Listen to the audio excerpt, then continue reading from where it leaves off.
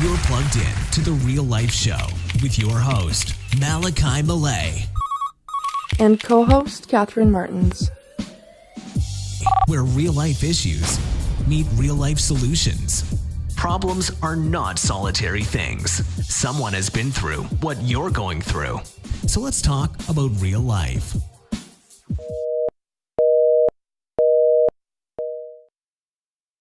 Hello everybody, this is a Real Life Talk Show with your host MALICHI and we got co-host Katherine Martens and Desiree. We got a few topics we're going to cover today. The first one being sexual assault, and Desiree's going to take over. Okay, so I know sexual assault is a big topic, not only with just teens, just across the board. A lot of people deal with it, but today we're focusing more with teens. And I know not a lot of people talk about it because either they don't understand what really happened, that they don't understand that it was sexual assault, or they're just scared to tell people because of what people will think. Because for some reason there's this stigma that it's the victim's fault, which is completely wrong. Mm-hmm. It may be a little bit touchy, but do you have experience with being in a situation where you were confused? Is it sexual assault? Is it not? What should I do? Should I tell? Should I just keep quiet? Actually, I do. There was this one time in grade 9, there was this guy, and he really liked me, and then like things happened, and I wasn't sure because it wasn't like the stereotypical sexual assault that you would think of, or like as bad as a lot of people experience. Okay. But I know now that it is sexual assault. What happened, it was sexual assault, and it wasn't right because I didn't want it to happen, and it was inappropriate, and he shouldn't have done it, but he did. Mm-hmm. So people, I made it known. I was like, this isn't okay, what you did isn't okay, and people need to know that what you do, because he's done it to multiple people, like tons and tons of people. Okay. A lot of them my friends, and he harasses people, so I just wanted that to be done. So I talked about it, it went to the principal and the police, and it got dealt with, and he no longer goes to my school, which is great. Now, when it was happening, like, you were confused if it was sexual assault or not? Why is that? Like, is there I don't know, I'm not sure how teens take it, right? So I don't know what's going through the mind of a teen, but is there a line where you consider it sexual assault and there's a line where you don't?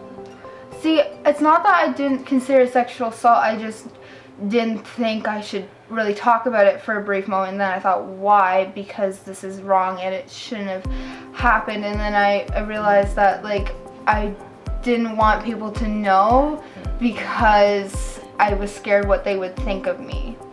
I didn't really have any reason why, but I just was terrified what people would think. At the time, like being young, and like you want to keep your friends, right? And it's hard to step out of your comfort zone and put this guy out there, right? Like you don't really want to do that either, but at the same time you want it dealt with, right? Yeah, because he was a popular guy. He had a lot of like friends, and like especially with the guys at the school, I was scared what they were gonna think.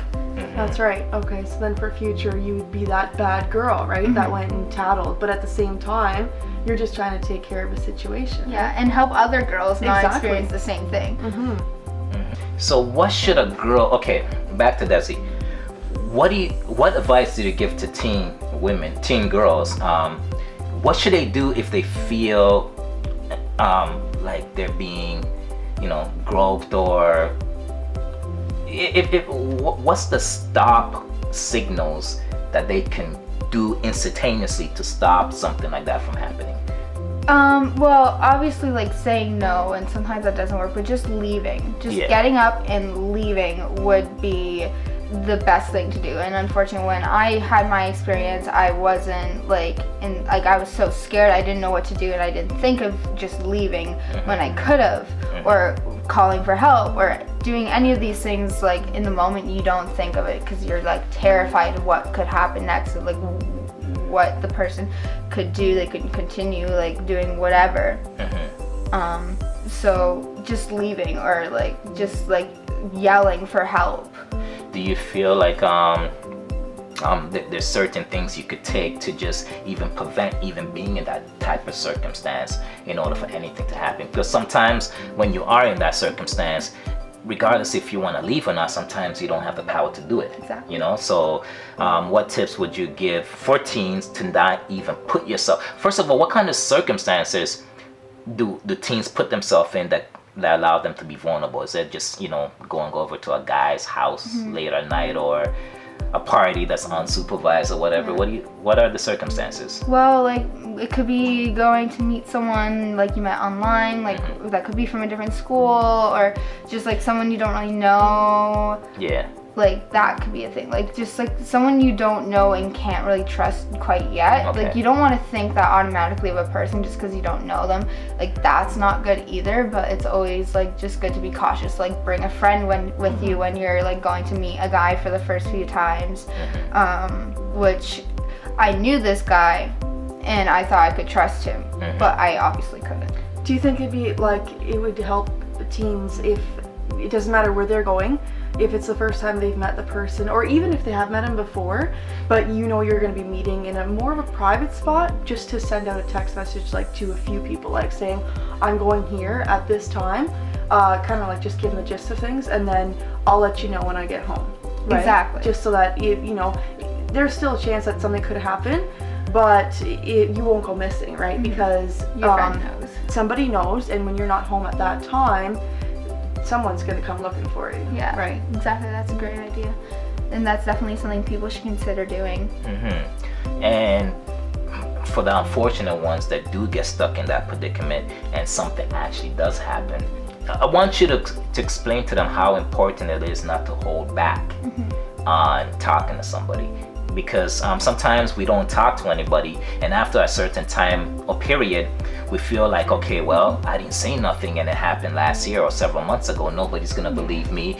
People are gonna say, why were you even there? Why didn't you speak about it? So, and also at the same time, the memory of what happened is a little bit jaded. So, you know, you got two stories and it might slightly not match up, even though it happened. So do you believe it's extremely advisable the minute it happens to actually go and, you know, tell somebody?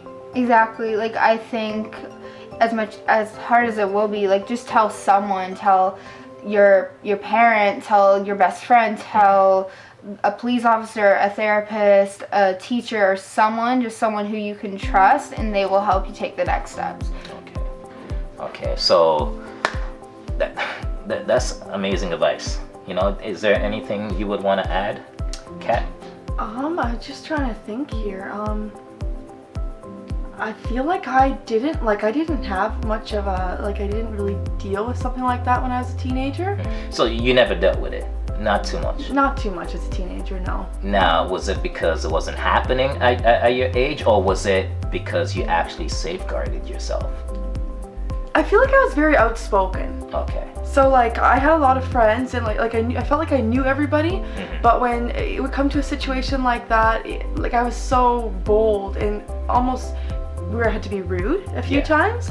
And I think, I don't know if I just came across as a rude person, but it seemed like no one really got that close to me. Okay. In that way. So this strict attitude. Be a boss. Be a boss. Show where, you know, how far they can go. And you know, obviously sometimes that's not going to make a difference, right? Like, if a person is violent and it gets to the point where you physically can't do anything, like, that's a different story, but don't let it get that far, right? Like, if it's just like a regular person that's not violent and is not gonna, like, throw you down, right? But it's just where you start interacting, and then you start to realize already that he's being very pushy. Just draw the line. Draw the line. This is it. Like, just like you were saying earlier, walk away. Absolutely. And you know what? We, as ladies, you gotta tell the guy what's not okay. You gotta show him, whether it be aggression, whether it be, like, I don't care if you feel like you're being rude, but you gotta be stern about it. You know what I mean? Absolutely. Because some of these guys, some of these boys, you know, boys are 16, 17, 18, but the maturity level sometimes is a little bit lower than girls, right? So a lot of them, they actually have this messed up situation in their brain that tells them it's okay if the girl is not necessarily fighting it off, right? I feel like as a young teenager, even for myself, like if a guy would come talk to me, you feel all like giddy inside, and you're happy. Like everybody wants that attention, right? And you get a little bit too close, maybe. And then if he you're not even interested in him at all. You're just talking, but it seems like there's wrong signals in there, and he thinks that you're interested, but you're actually not, type thing, and that could lead to it as well, right? But that's a little tricky because it's hard. You can't be rude to everybody that you're talking to, right? Does that make any sense? I say be rude. Yeah. I say be rude. Well, it's completely stupid because you can be nice to a person and they can take it as you flirting, and then they get mad at you for being nice, basically. But then if you're straight up and you're rude, I did have this problem as a teenager. Okay. And you're rude, then you've just become the nasty girl that no one, we don't want to talk to her. You know what? But that's better than being overly kind, I guess. Absolutely. No, seriously. In a strange way, but in that situation, it really is better. Because when you're rude, a guy has a clear definition. Yeah. That, you know what? This is not okay, you know what I mean? And she is right. Sometimes girls they want to be nice, so they're smiling and in a psychotic, stupid little boy's brain, that says, no, I have to say it that way because it is. Because sometimes, like I said, they're 16, but they're really 10 years old. Right? So what happens is that their brain says, she's smiling, she likes me. Yeah. So that's why I'm saying be rude and be aggressive, and to the point where, you know what, that boy, there isn't no chance in hell he could miss the signals, right? Not to say that if you do that, he could still, keep on approaching you. But what I am saying is that at least if you are, stern on your stance, his brain has to think twice now, because he has to say, oh my goodness, I was thinking of doing something, but this girl's gonna be a fight. Yeah. You know what I mean? That makes sense. Yeah. And a lot of times they don't want to fight. You know what I mean? It's almost like back when I was in high school. There was always a bully, right? Okay. And then the bully always picks on the little dudes that can't really defend themselves, right? But there was always a little dude that he didn't know that he was supposed to. He didn't know that he was supposed to get bullied, right? And he doesn't understand the concept of you just got beat up. So he'll get beat up the first day. The next day, that little guy comes back at the bully. The following day, he comes back at the bully. The bully beats him up again and again and again. But this bully has to fight this guy every single day. And this little guy would not give up. He could be bleeding on the ground. He still gets up. After a while, the bully's like, you know what? I beat him up 50 times. But this is too much work. I see your point. Like, I gotta go pick on somebody that ain't gonna fight back because I'm beating him up, but it's too much. I can't fight every single day. Yeah, you know what I mean? Exactly. So that's, I'm not trying to make it comical, but I am trying to say is that it is okay to be stern and rude as a girl. You know what I mean? And it's not rude. It's being stern and you're telling him exactly what you're about. You know what I mean? You have to tell people what you want. Absolutely. And what you don't want. And you have to make it very clear. And sometimes the only way to do that is being what is called rude. Absolutely. It's not rude, it's being straight up. Yeah. Straight up. Exactly. And once again, rude isn't the right word. Guys made that up. Guys made up rude. Girls never made up rude. Because you think a guy, when he's coming to you and degrading you, his brain is saying, oh, I'm being rude. You're not thinking he's being rude to this girl. He's like, I don't care. You know what I mean? So you're trying to protect his feelings when he's trying to assault you. Just think about that, right? So it's okay to just be aggressive and just say, hell no. So he knows there's no chance in hell that this is going to go down without a fight.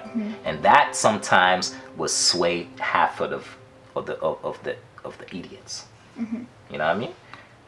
And a message to the guys out there, if you see this girl and you absolutely adore her and you want everything to do with her, you need to be nice to her, genuinely nice to her. You need to treat her like a queen, and you can't have one thing on your mind, and that one thing cannot be sex or what she will do for you. It needs to be her being happy and you two being happy together. And if the only thing on your mind is sex, then you don't deserve any woman in this world, because you are not worth it at all. Wow.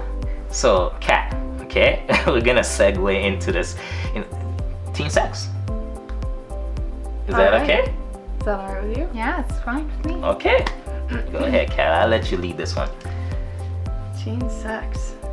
Did you feel when you were younger, or you are still teenage? I'm forgetting you. All right. Do you feel like when you and your girlfriends talk? Do you feel like that's an issue going on in your school? Like, where you feel pressured into teen sex? Honestly, like, not really pressured, but I feel like everyone is doing it, and if you're not doing it, there's something wrong with you. Yeah, you feel like you're abnormal. Yeah. Was that the same thing when you were a little bit younger? It wasn't so much, right? Because I come from a different different culture. Okay. And it was strictly taught like there's no sex before marriage. This is not supposed to happen. The Mennonite culture, in the Mennonite right? culture. Okay, Yeah. yes. There was absolutely no sex before marriage.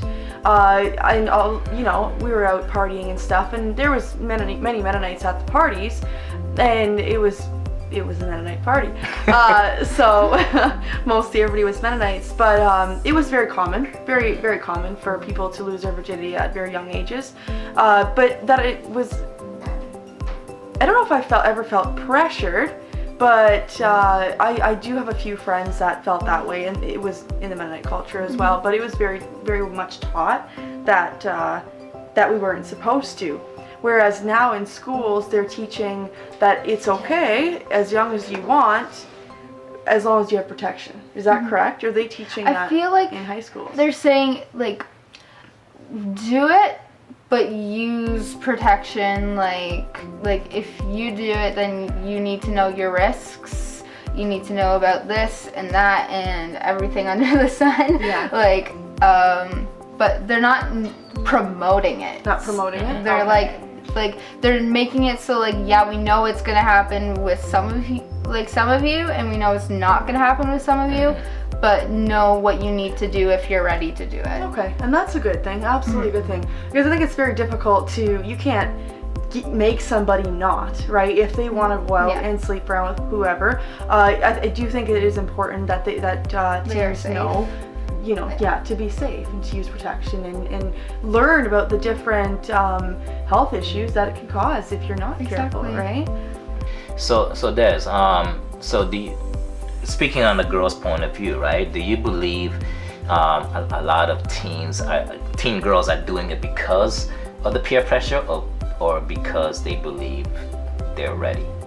I feel like they're doing it. I think a good portion is peer pressure. A small portion is because they're ready, and then another portion is the fear that they're gonna lose their significant other if they don't do it. Okay, so a boy is maybe subconsciously pressuring the girl to say, hey, if you don't do it, then I ain't gonna be with you. Yeah. So what do you think about that? If a boy pressures you, like, do you think he really wants to be with you? I don't think he's worth it. See, one thing about guys, right, that a lot of teens or even women do have to understand is that when it comes to that topic of sex, they'll say anything known to mankind. They'll pressure, they'll use guilt, they'll use anything possible to get you to do it. To get you to do it.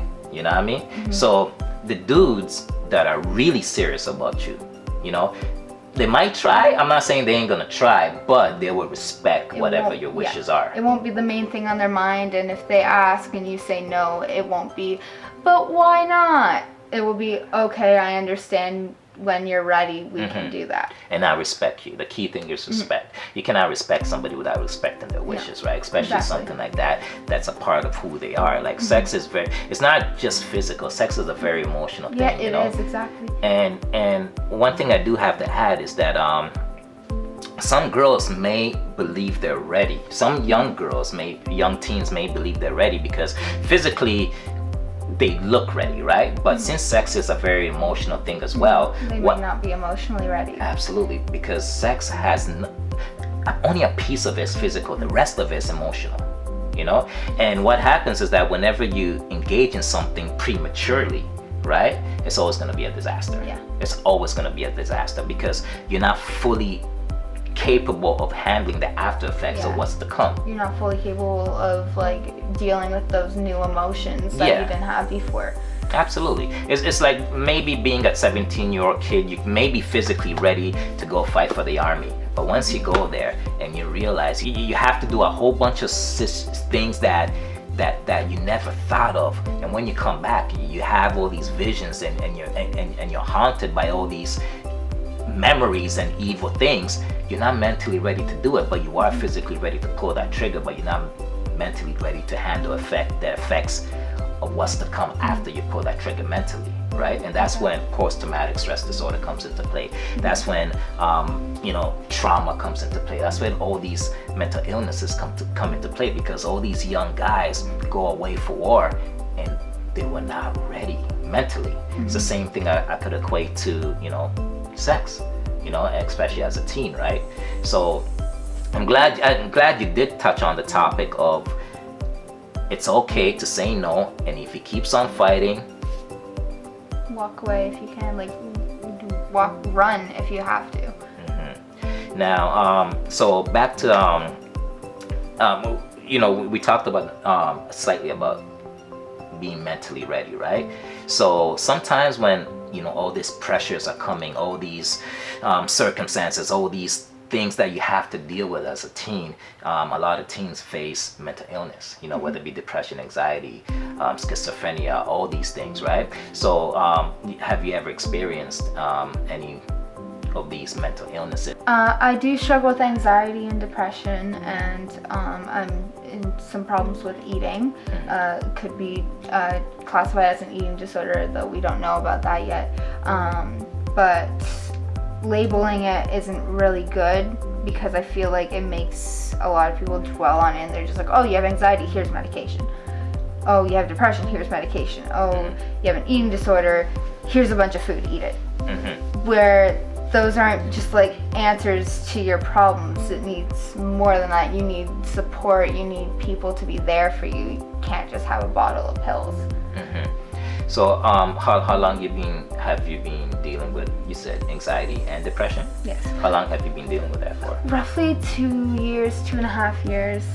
But I feel like it's always been there. Okay. And Kat, have you ever dealt with depression, anxiety? I did deal with depression. Anxiety, not so much. I don't feel that it was really anxiety, but I did deal with depression. I find that a lot of young women are cutting themselves along with not eating. Like for like the not eating, they can, like with society today, like you see all these skinny girls who like have like perfect bodies, and then like I feel like a lot of people don't eat because like they're overweight, but they're really a perfect weight. But all they, like in my eyes, all I can see is like being overweight, and I know I'm not physically overweight, but mentally that's all I see, and that's a problem, and I know that's a problem, but I don't know how to fix that. Wow. So what do you suggest, Kat? It's tough because it's tough because when I was younger, I guess the perfect body that the media portrayed was a size 0, and that doesn't exist. It doesn't exist. It's also interesting too because the mannequins came in a size 0 because it cost too much money to actually produce bigger mannequins, and then people started assuming that, hey, this is the perfect size because it fits the right clothing and all that kind of stuff. But all of that was an illusion, and it wasn't real. So now when I was young, it was a size 0. It has the 0 come to a 2 or 3 or 4, or is it what is considered overweight as a teen for you? I don't know what's considered overweight, but like I find like when there's just so much judgment around like different body types. Okay. I know a big issue is in the malls. It doesn't matter where you go, they have the big posters of what a girl it should look like, right? They've got all these things set up. You have all these curves, and you have to wear this, this clothing and show this much skin. in order to be in, right? But if you're dealing with mental illness already and you're stressing over things, you think you're fat, you're not, you're skinny, but you think you're fat, you don't look like this girl on the poster, you start cutting yourself, you start doing all these things, and it's dragging you down, and you feel like you're never good enough. At the end of the day, if people were to stop and think, these women on these posters, they don't even look like this woman on the poster. They don't look like this at all. It's all about, they're photoshopping the whole the pictures and stuff. And then as a young female, we feel that if we don't look like that, we're not good enough. Do you feel that way? Do you feel that that's a big issue? I feel like that's a big issue with a lot of people, including myself. I go through that on a daily basis, like those thoughts and everything. And like you keep touching on self-harm, like I find like a lot of people do that as a way to escape the emotional pain and to create physical pain, just to distract yourself from the emotional pain, even if it's for like 30 seconds. And that's why a lot of people do that. Wow. So the self-harm is really a distraction? It is. Some people say it's for attention, which honestly I roll my eyes every time I hear that, because you can't say that if you personally haven't gone through that. I don't think I'm a strong believer in you can't judge unless you've gone through the exact same situation. Yeah. And almost no one goes through the exact same situations. Like no two situations are the same. They can be similar and you can be there and give insight, but you can't completely judge and be rude or awful to a person because of their situation and how they choose to deal with it. Now, how can parents help a teen that's going through, whether it be mental illness or whether it be, anxiety, whether it be self-conscious issues? How can first of all, what are some things that a parent actually does that enhances all those negative emotions for a teen? Let me go there first. I feel like the phrase, "you're fine, there's nothing wrong with you," is something that parents need to avoid. I mean, I know parents don't want to admit that there is something mentally ill with their child because there's not much they can do about it. Like, when your kid has a fever, you can give them Tylenol or take them to the doctor, but when they have anxiety or depression, you can't give them a medication that magically makes everything better. It takes time, it takes therapy, sometimes it does take the right kind of medication. It just takes a different combination of things for different people, and it takes a lot of effort to do that, and you have to put that effort in, and it has to be on all sides. It has to be on the doctor's side, the parent's side, and the patient's side. So for parents' advice, just believe your child. Yeah, believe your child is going through something and be there for them as much as you can. Listen and don't judge. Don't say there's nothing wrong, you're fine. Or in the eating disorder part, don't force them to eat. I know you want them to eat, but get them to do what they can. Take them to a nutritionist, take them to an inpatient facility if it's getting really bad. Now, what helped with you? We haven't really found anything yet for me. Okay. I just go day by day and try to eat as much as I can, but sometimes it's really hard, and we're working on it. Basically, we're finding. Sorry. No, it's okay. We're finding professional help is the biggest thing for my mental health problems in the eating disorder. Okay. So finding the right healthcare professional for your child's situation is definitely a key element. Okay. Sorry. That's all right. Are they talking about mental illness in schools? Is there help at school? A little bit. My school has counseling available. Okay. It's pretty good. I partake in it. And then health class, we talk a little bit about mental health, but not very much. I feel like it's something that needs to be talked about, but people are too afraid to. Now, why are they afraid?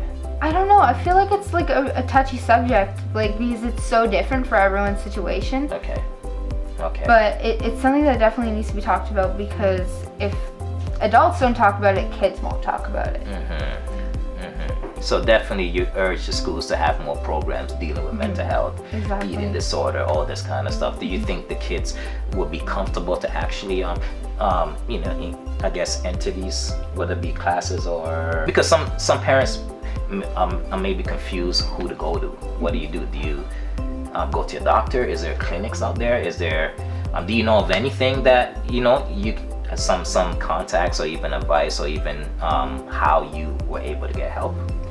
Mine was a little bit difficult. I went to the guidance counselor first, and I started talking to the counselor, and it was working a bit, but I needed to talk to my doctor about it. So I finally told my parents, and it was a big thing and whatever, and we went to the doctor, and he referred me to a psychologist who diagnosed me with anxiety and depression, amongst other things. And then he was like, get counseling, here's medications. So we tried a bunch of different medications, and I never got a counselor. I had to find one myself, which isn't normal. Normally they'll refer you to a therapist or a counselor, but I found one through a friend, and she's really good. And it's really helped. Therapy has really helped me, even though I've only gone through a few sessions because it's fairly new to me. It's really helped me, and I definitely suggest it for anyone who's going through any mental health. Like, my therapist has a therapy dog that can come into sessions. So if you I personally get a lot of anxiety talking about things with therapists, because sometimes you might not be necessarily super comfortable, especially for the first few times.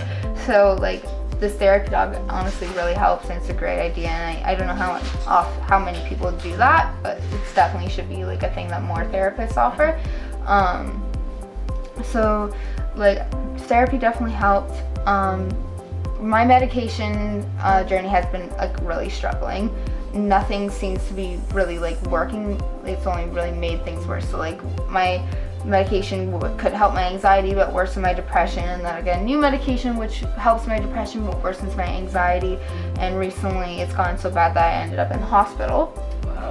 So we don't I'm currently still on those medications because we have yet to talk to my doctor, which is coming soon.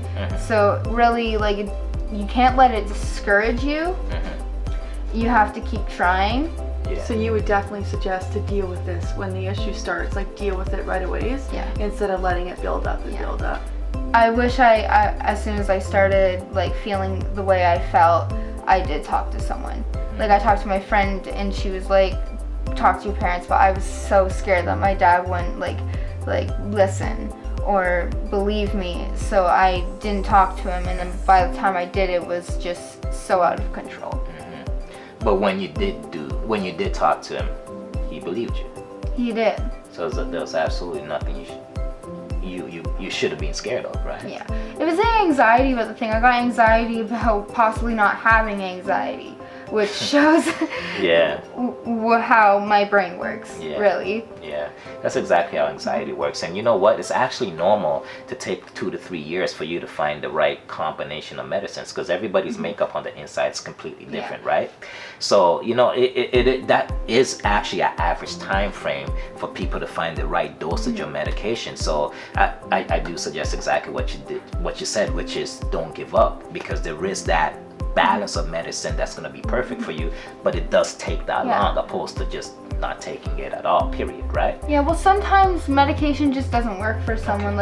Exercise and eating healthy really can help.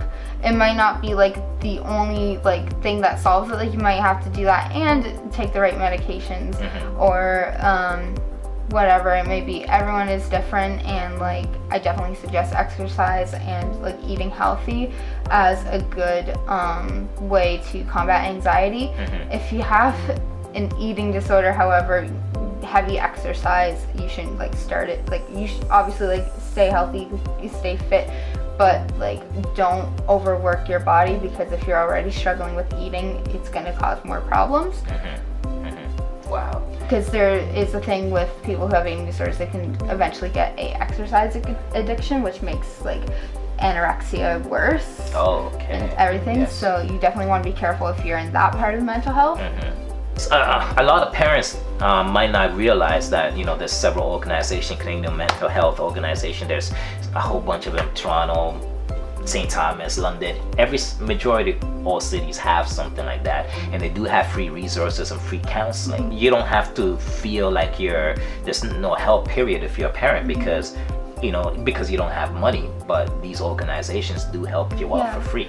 Like, honestly, I feel like with me, I don't want to be a financial burden on my parents when it comes to therapy. And there's this great organization in St. Thomas called OACYC. It's in the Child Health Youth Center, I believe, and it offers free therapy sessions on Thursdays. It starts at 10 till 4, and you go in, you get paperwork done, and then you can talk to a therapist, and they help you with your problems, and sometimes they'll refer you to like get weekly therapy sessions, and it's completely free. And I know many people who have benefit from it greatly. Oh, that's amazing, man. That's amazing, because that will help out greatly, because counseling does cost a lot of money, private counseling, right? So organizations like that are lifesaver for parents, So and for teens, and I think it also offers like up to like 20s. So if you're not like a teen but not quite yet an adult, I think you can still go to OECYC. Okay, and you're saying what are the times they're open to? Thursday at 10 till 4 is their like open therapy sessions. And you can just walk in? Yeah, just walk in. That's awesome. And then if they believe that you need more therapy, then they can offer like weekly sessions.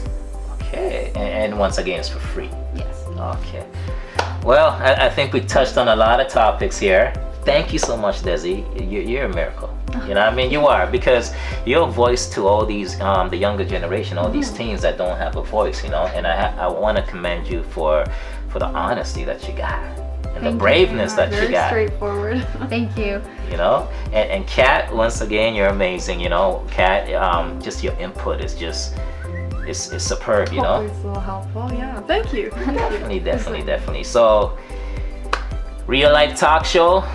Check us out next time around for an amazing topic again about real life.